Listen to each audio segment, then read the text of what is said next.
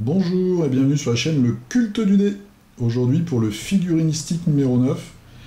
Donc je vais vous montrer les quelques figurines que j'ai peint depuis un mois et demi, depuis le dernier numéro.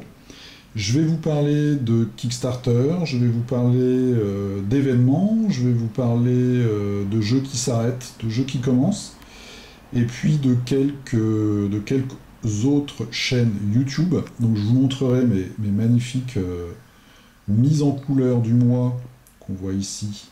Non, il y en a d'autres, hein, vous inquiétez pas. Juste ici, voilà. À la fin, quand je vous parlerai des chaînes YouTube que j'ai découvert ou que je voudrais vous conseiller, il y a quelques petits pots de peinture, il y a quelques figurines à vous montrer. Je vais commencer tout de suite par le jeu Marvel. Donc je vous en avais parlé l'avant-dernière fois. Je vous avais montré un blister. Donc c'est un jeu de Knight Models, les mêmes qui font Batman. Eh bien c'est fini, donc ils ont annoncé il y a une semaine et demie, 2 semaines, qu'ils avaient perdu ou renoncé, on ne sait pas, hein, ça ne nous regarde pas tant que ça au final, la licence Marvel. Donc ça faisait 3-4 mois déjà qu'ils sortaient plus de figurines, que toutes les questions sur leur page Facebook étaient soit ignorées, soit carrément effacées. Et là, donc, il y a eu un communiqué disant qu'ils n'avaient plus la licence et qu'ils allaient se concentrer sur Batman, l'univers DC et Harry Potter.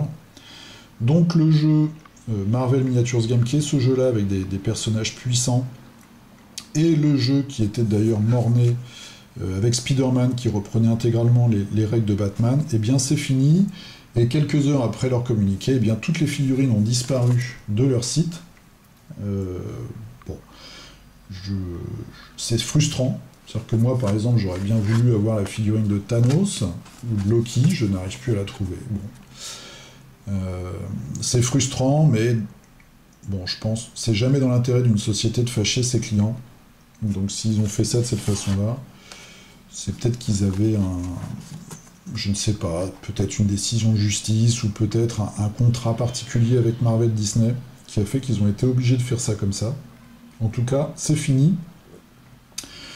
Mais les figurines sont toujours là. Il y a des sites, il y a des blogs, et puis il y a un groupe sur Facebook qui s'appelle Marvel Batman, non, DC Marvel Universe, un truc comme ça. Je vous mettrai sûrement le lien dans la description. Ou si vous me le demandez, je vous le mettrai sur Facebook.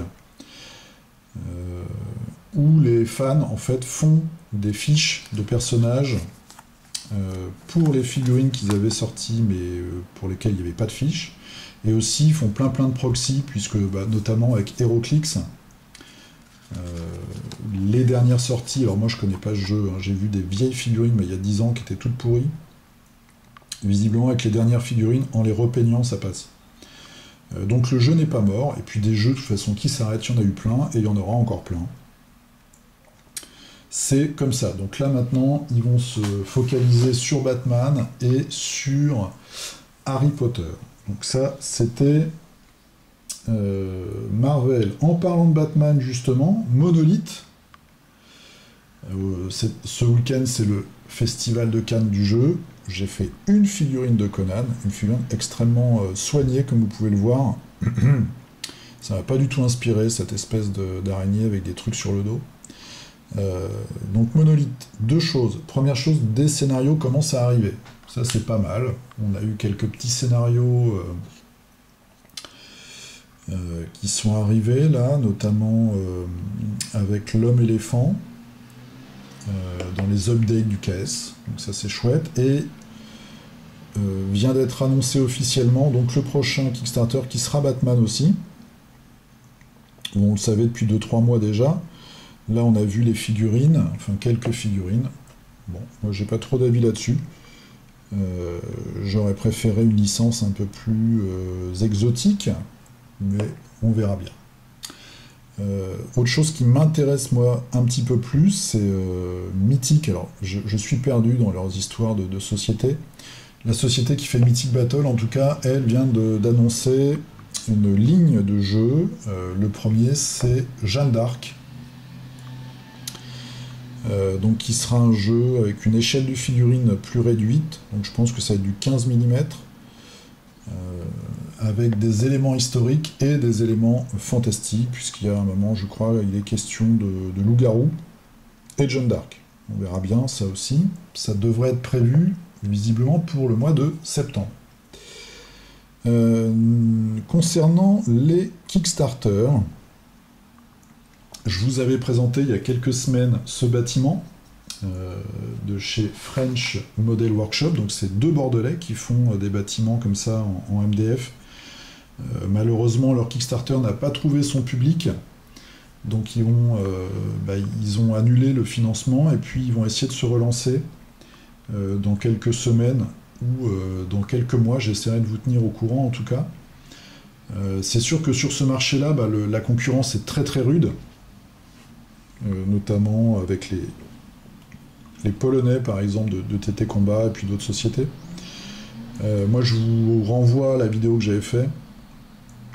Ils sont dans le haut de gamme, il y a plein de petits détails, il y a des bonnes idées sur les parois, etc. etc. J'espère qu'en tout cas, quand ils vont relancer leur caisse, ils trouveront des gens pour les aider, et pour les aider dans leur financement.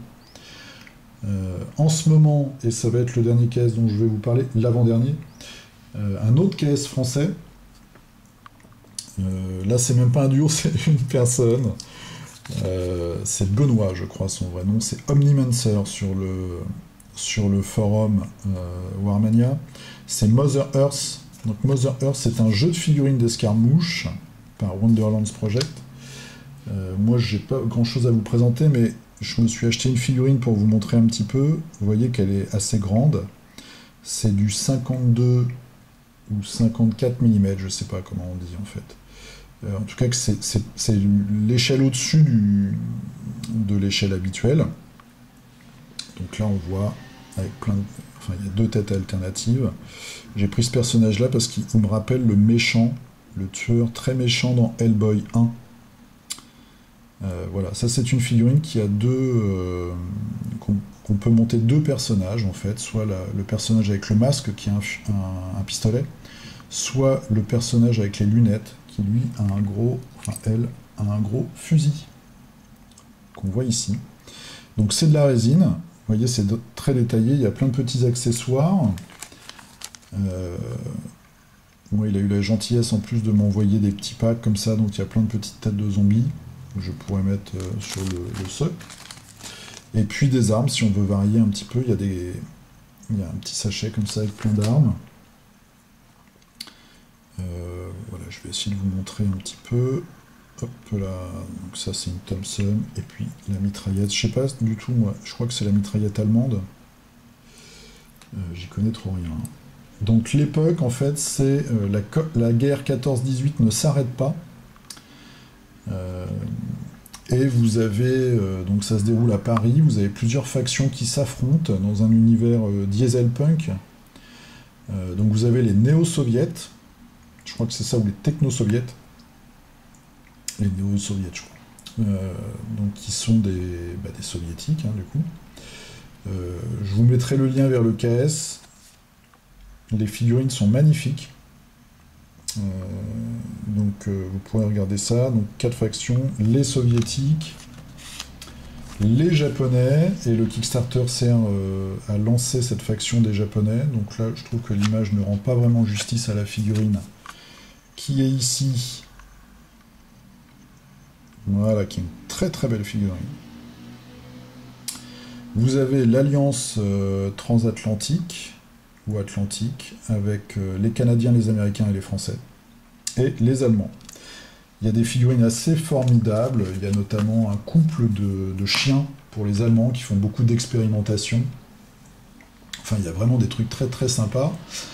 Je vous mettrai le lien, vous pourrez aller jeter un coup d'œil. Il en est à, je crois, 7000 et des bananes, 7000 € sur 10 000.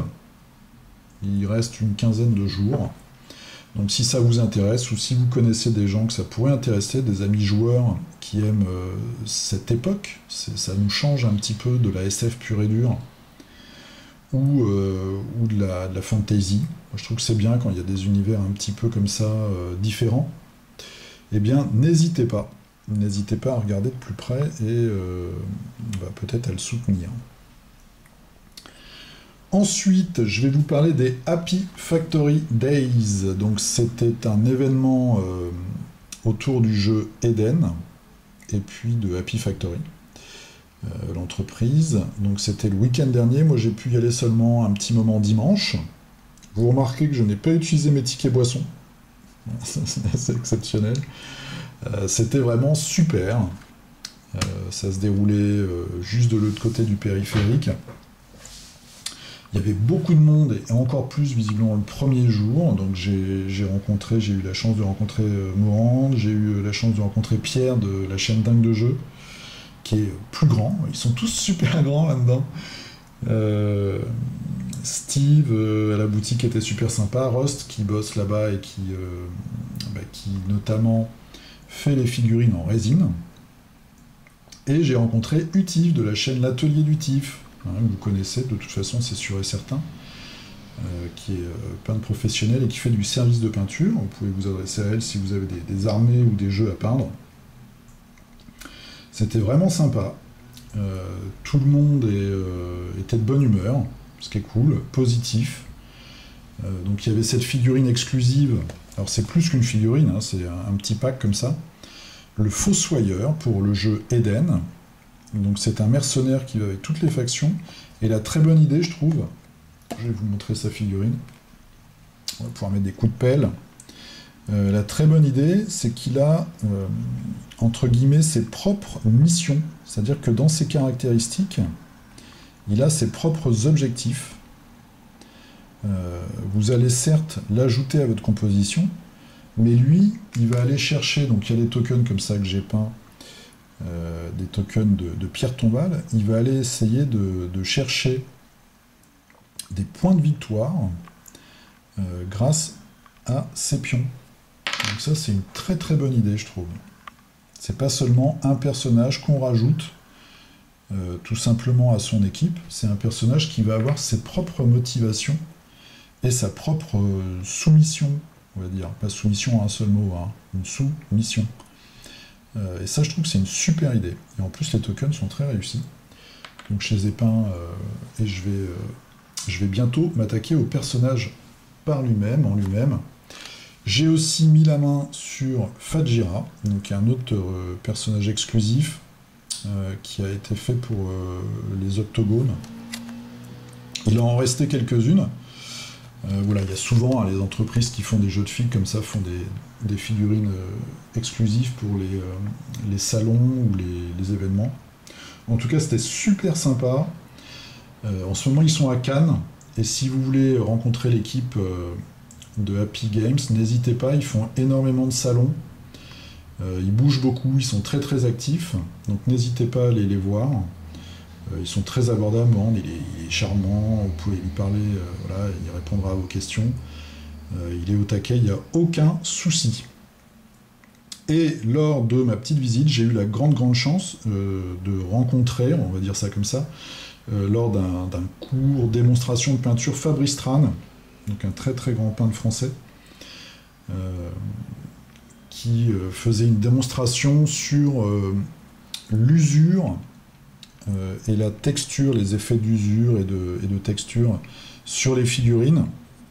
Donc c'était vraiment génial, ça a duré une petite heure. Et alors je vais dire que j'ai appris beaucoup de choses, en tout cas, et pour faire le lien avec la dernière vidéo que j'avais faite sur les conseils aux grands débutants, je pense que ça m'a beaucoup apporté. Moi, c'est la première fois que je voyais en vrai un peintre professionnel de ce niveau-là peindre devant moi. Et je dois dire que c'était... alors déjà, c'est intéressant.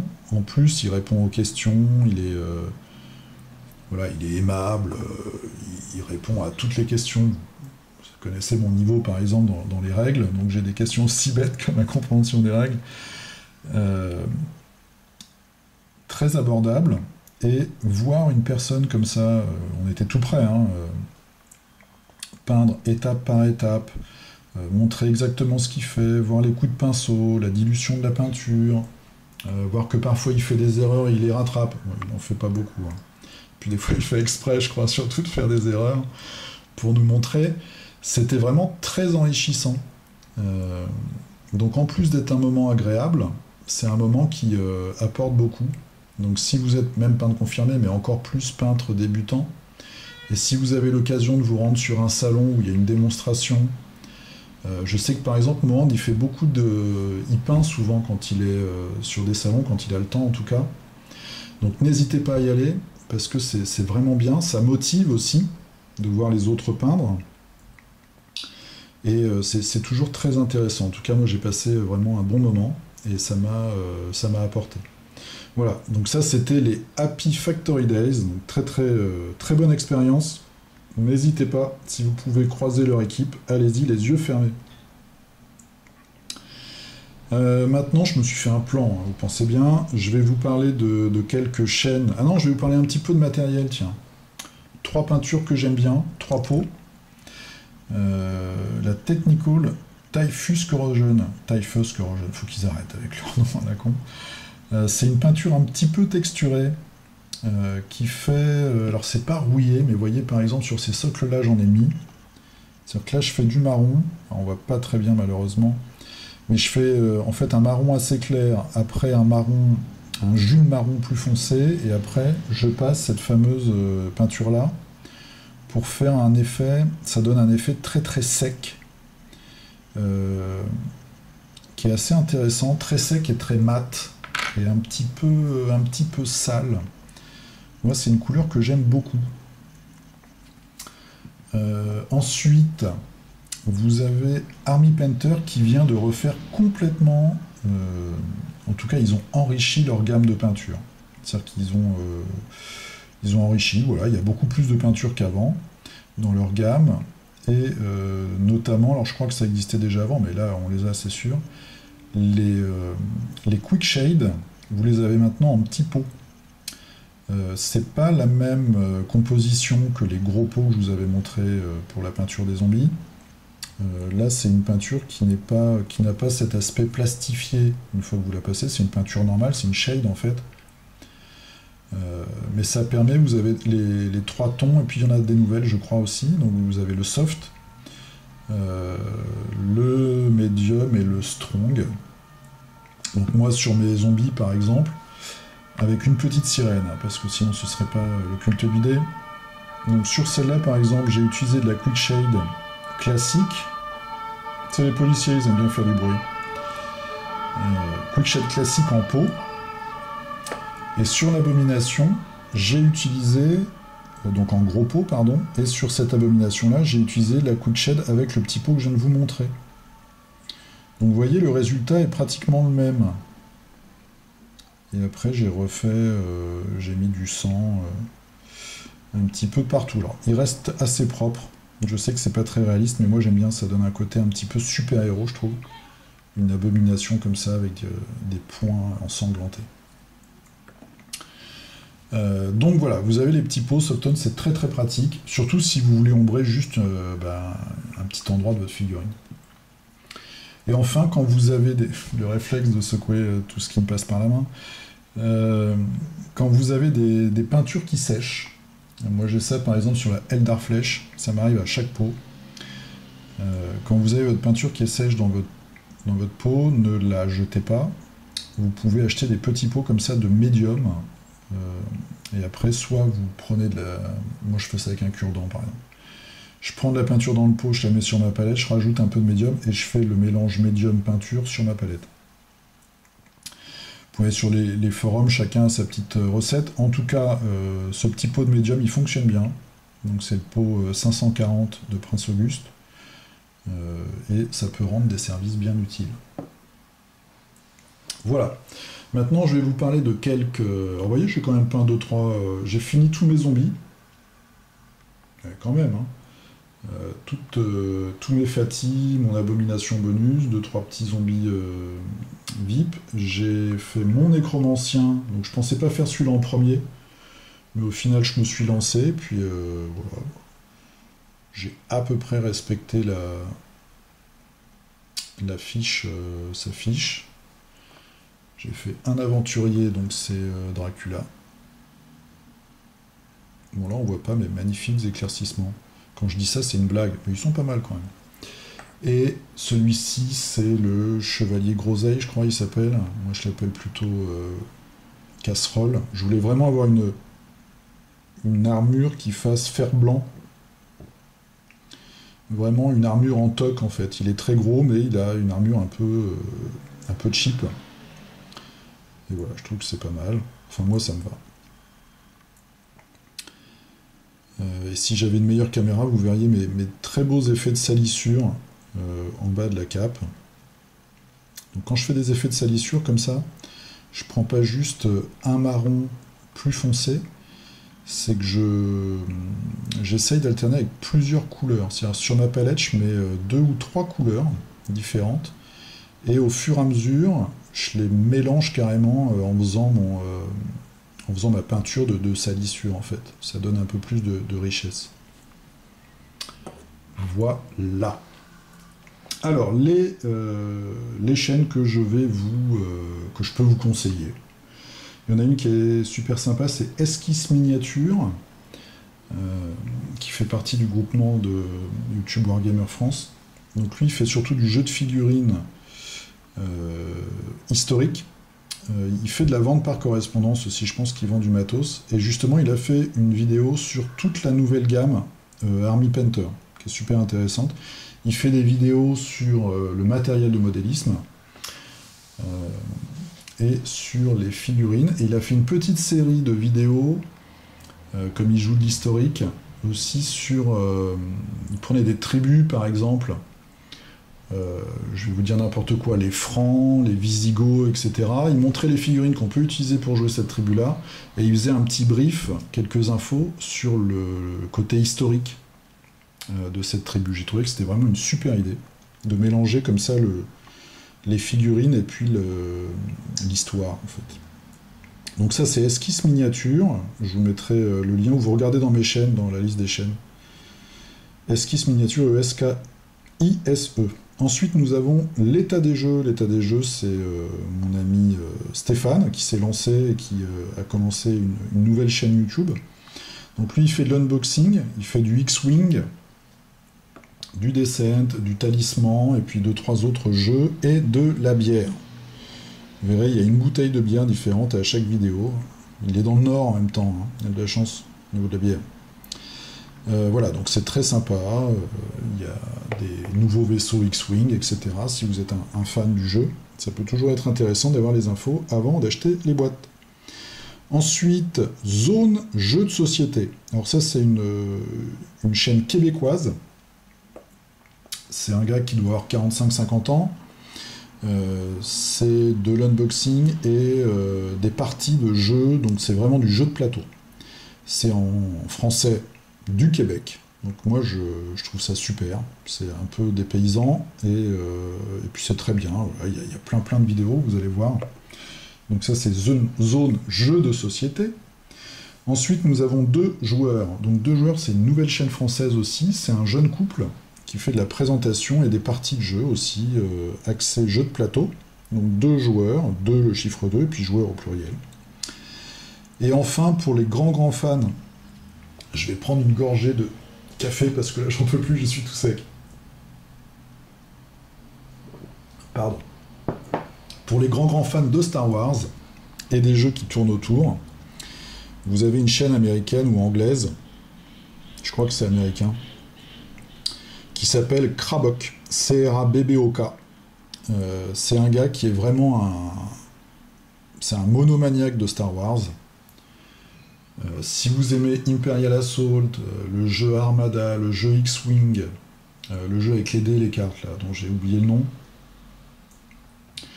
il fait aussi des petites reviews sur les dessins animés, sur l'univers étendu, sur certains personnages. Vous pouvez aller sur sa chaîne, il présente tout.